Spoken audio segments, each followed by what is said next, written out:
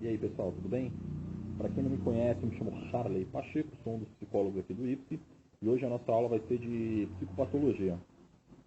Texto muito difícil, é o que mais segura aluno na faculdade, assim, mas deixa o aluno de dependência. Bem, eu vou usar uma aula que não é minha, essa aula é de uma professora, eu não lembro o nome da professora, não tem como eu citar, mas uma professora da FMU, tá? É um resumo, essa aula que fala do do capítulo 24 e 25, do Paulo Dall'Agarondo, né?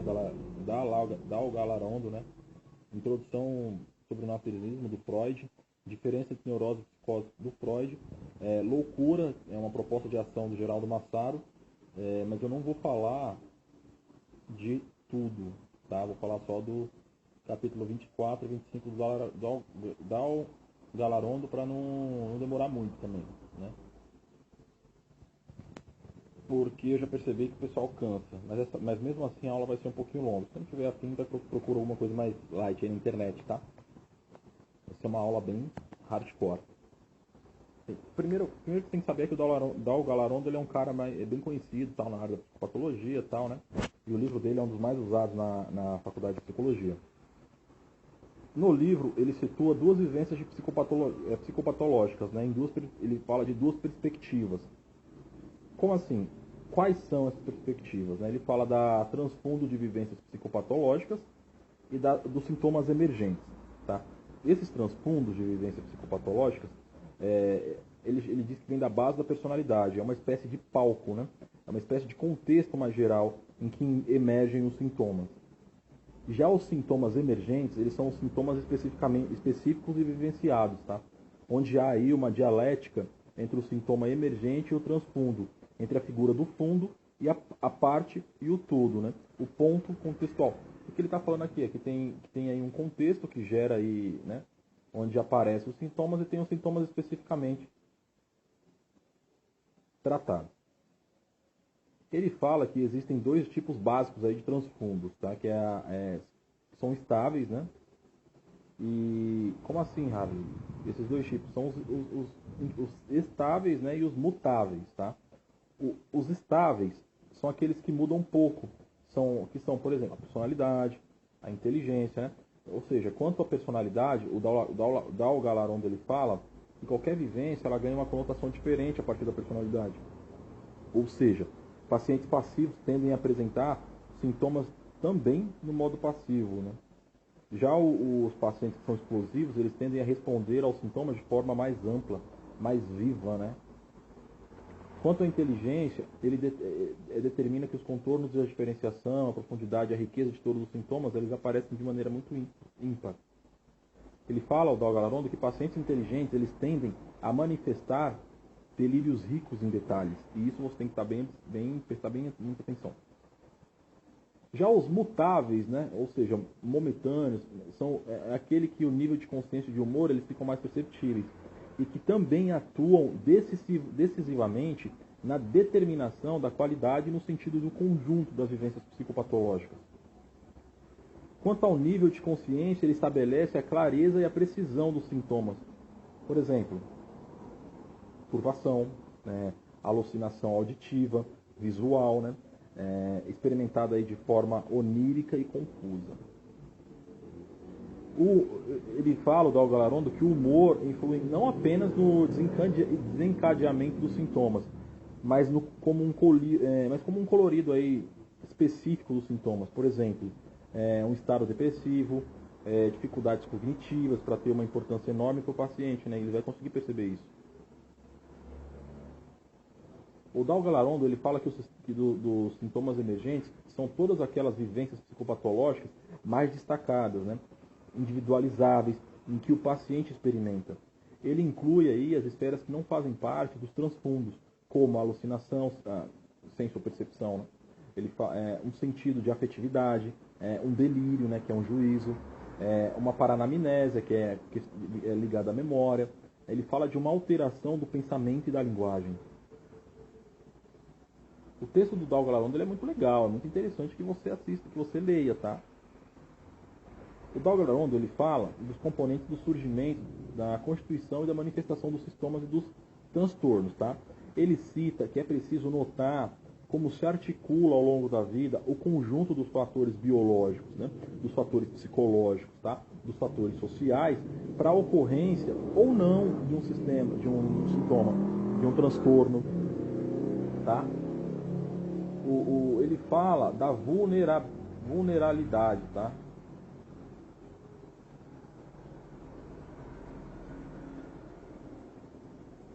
Como assim, vulnerabilidade? Pessoal, só um minuto que eu tô esperando passar o barulho. Não sei o que os caras têm na cabeça. Que eu, particularmente, deixo meus carros, meu carro, minha moto silenciosíssimo. Os caras não. Bem, ele tá falando, como eu tava falando, ele diz que isso se articula aí no um conjunto de fatores, né? Biológicos, psicológicos, sociais, né? E ele fala que tem uma vulnerabilidade constitucional. O que é isso? É hereditariedade. Ele fala que parece ter, né, um quê de hereditariedade na constituição dos problemas psicológicos, né? Ele fala que esses fatores que são predisposições são os que ocorrem no início da vida, de 3 a 5 anos, mais ou menos, né? Que podem incluir eventos ocorridos nos primeiros anos, como a morte de um pai, abuso sexual, algum trauma, né? Enfim, etc. Já os fatores precipitantes são geralmente eventos inespecíficos, como separações conjugais, morte de parentes, né? O Dalgarondo, ele fala que os fatores precipitantes aliados à vulnerabilidade constitucional, ou seja, a predisposições que o sujeito herdou, aí é que surge o estalo, né? Ele fala assim, a pessoa tem predisposição, aí acontece alguma coisa, né? E pau, para a questão psicológica nela. O Dalgarondo, ele fala da manifestação dos transtornos mentais, né? Da patogenia, da patoplastia, da psicoplastia, né?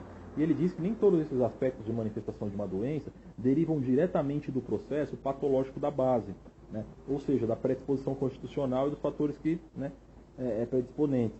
Ele diz, né, o Dalgarondo, que existe basicamente 3 fatores que envolvidos aí na manifestação da doença mental. Quais são esses fatores? Patogênico, né, que os sintomas são produzidos pelo transtorno mental da base. Exemplo, paciente com depressão, ele apresenta um sintoma de humor, né, ele é triste, o desânimo, a inapetência, né. Já o paciente esquizofrênico, ele pode apresentar alucinações auditivas, percepção delirante, enfim. Já no fator patoplástico, né, manifesta aí são questões relacionadas à personalidade pré-mórbida do doente, né? Ou seja, a história de vida específica do sujeito que adoece e aos padrões de comportamento relacionados à cultura desse sujeito, né? E são desses fatores externos prévios o processo patológico da base. O Dalgarondo, ele fala do terceiro, né, que ele cita, é o fator psicoplástico, né? Que é que relaciona-se aos eventos e às reações do indivíduo, né? É como o indivíduo reage ao meio psicossocial, né? E posteriormente adoece. São as reações aos conflitos familiares, à desmoralização, às perdas sociais, ao bullying, né? A questões ocupacionais associadas ao curso da doença. Por exemplo, deixa eu lá, um cara de 50 anos, ele é cometido de um episódio depressivo, né? Aí ele sempre teve a personalidade histórica dele para baixo, ou seja, dramática, né? E ele busca atenção para si, ele é um carente afetivo, né? E aí, após alguns meses, ele estando lá descuidado das atividades profissionais, acaba por perder o emprego, né? E aí você consegue ver, ó, a carência afetiva é o fator patoplástico, tá? O perder o emprego é o psicoplástico. Aí se manifesta mais fortemente os sintomas depressivos, né? Que fica por conta dos fatores patoplásticos, são humor, amor triste, perda de apetite, anedonia, são os fatores patogênicos. E finalmente as sensações de fracasso, de inutilidade, o cara fala, que são os psicoplásticos, né? O cara fala assim, porra, minha vida já é uma merda, eu perco o emprego. E aí desencadeia aí toda uma problemas, caraca, eu tenho uma cicatriz, problemas de depressão, mas enfim. O Dalgarondo, ele fala da evolução temporal dos transtornos mentais, né? Ele fala do conceito de processo de desenvolvimento, surto, fase, reação, crise e episódios, tá? Como assim? O curso crônico dos transtornos mentais, eles podem ser de dois tipos: processo e desenvolvimento. O processo, ele se refere a uma transformação lenta e insidiosa da personalidade, decorrente de alterações psicologicamente incompreensíveis, né, de natureza endógena. Por exemplo, uma esquizofrenia de evolução endógena, insidiosa, né, é lenta, é radicalmente transformadora de personalidade, deixa o sujeito acometido a ela com uma facilidade enorme. Já na parte de desenvolvimento, o Dalga Larondo refere-se aí à evolução psicologicamente compreensível de uma personalidade, né? Ou seja, essa evolução ela pode ser normal, né? Só que configurando os distintos traços de caráter do indivíduo ou a normalidade, né? Determinando os transtornos de personalidade e as neuroses. Por exemplo, se você for ver aquele John Nash no filme Mente Brilhante, ele é extremamente aceito, porque lá no lugar onde ele vive, ser doido já era meio normal, né? Tipo lá na faculdade, a gente só tinha crânio, né? Então aquilo foi se desenvolvendo e ninguém percebeu, porque ele estava num ambiente que todo mundo era maluco, talvez ele fosse o menos maluco, né? E ele era o loucão, né?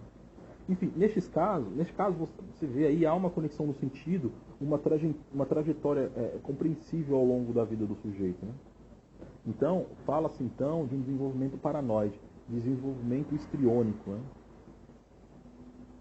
Os fenômenos agudos ou subagudos, eles classificam-se em crises ou ataques, episódios, reações vivenciais, fases e surtos.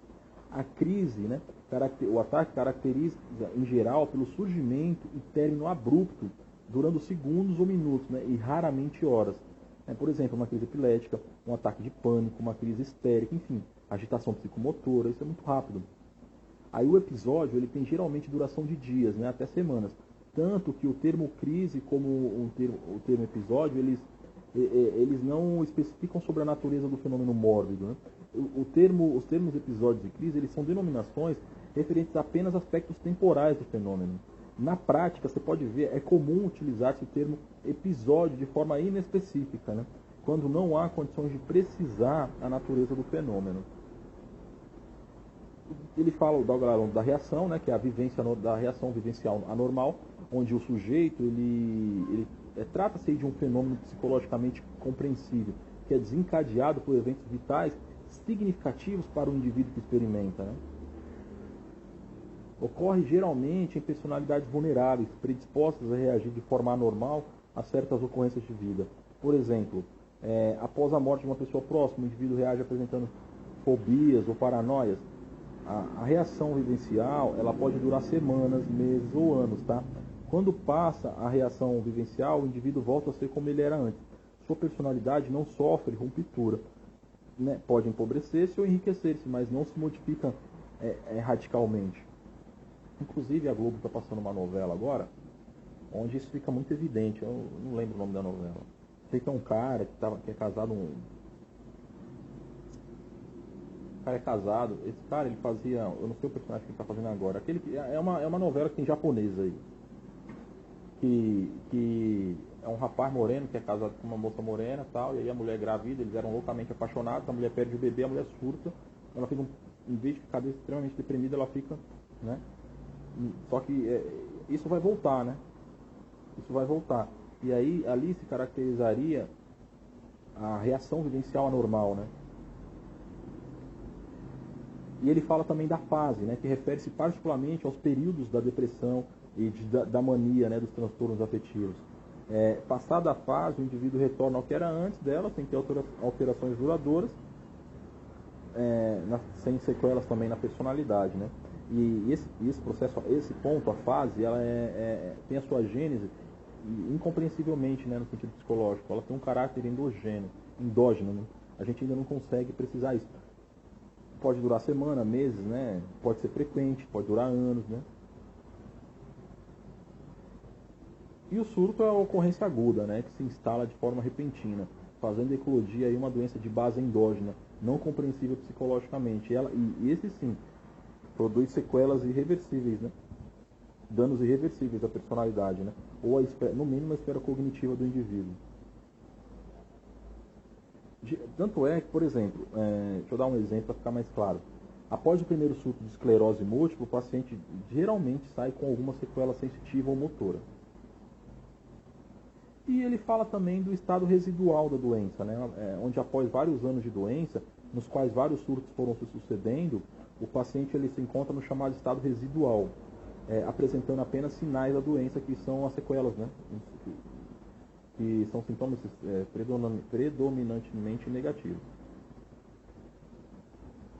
Bem, se a gente parar para pensar, é incorreto a gente falar num surto maníaco, né? Que é fase da esquizofrênica, né? Ou crise maníaca, né? Tal uso revela o desconhecimento da terminologia e dos conceitos psicológicos básicos, tá?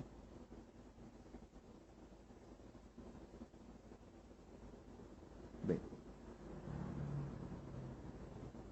o Dal Galarondo, ele continua falando da personalidade pré-mórbida, né? São sinais pré-mórbidos. São aqueles elementos identificados em períodos de vida do paciente que são claramente anteriores ao surgimento da doença propriamente dita, né? E que acontecem geralmente na infância. Sinais e sintomas prodrômicos, do ponto de vista do Galarondo, é a fase inicial do adoecimento. Então, em relação ao curso dos episódios de transtornos mentais, a literatura psiquiátrica utiliza os seguintes termos. Remissão, que é o retorno ao estado normal, né? Logo após o cara deixa de estar doidão. A recuperação, que é o retorno à manutenção do estado normal, e que a gente caracteriza porque já passa um bom tempo do período, né, no mínimo um ano, sem o sujeito ter nenhuma recaída. E as recaídas ou recidiva, que é reápice, entre aspas, né? Por quê? Porque é o retorno do sinônimo, dos sintomas logo após haver ocorrido de uma melhora. O cara melhora um pouco, aí não tendo passado um ano, ele tem de novo um episódio agudo. E a recorrência, que é o surgimento de um novo episódio, tendo o indivíduo estados assintomáticos por um período, cerca de um ano, e pode-se dizer que a ocorrência é um novo episódio da doença, tá? Bem, eu espero que você tenha gostado desse resumo. Foi um resumão, não se engane, o livro do Galarondo é gigante, é uma tralha. Você vai ter que ler ele inteiro, mas mesmo o objetivo não é você decorar, é você entender. Esses conceitinhos que eu falei aqui, você tem que saber, tá? Mas o livro do Galarondo é bom você dar uma vista nele umas 2 vezes, para você saber mais ou menos o que é cada doença, você saber que uma doença é doença quando ela acontece dentro de um período, dentro de um tempo. Por exemplo, você falar com um cara depressivo, não é o cara tá depressivo há uma semana. Não existe. O cara ser depressivo, ele tem que dar, com todas as qualificações do DSM, né, que é o Manual de Doenças Mentais, pelo tempo que está lá, por toda, ele tem que estar do jeitinho que está escrito lá. Se ele tiver alguma coisa diferente, ele não está com depressão. Eu estou dando o exemplo da depressão, mas isso vale também para a bipolaridade, né, para o toque, enfim. Avalie aí, mas essa aula já te deu uma base de conceitos chaves para você chegar a entender direitinho. Valeu? Show de bola, espero que você tenha gostado.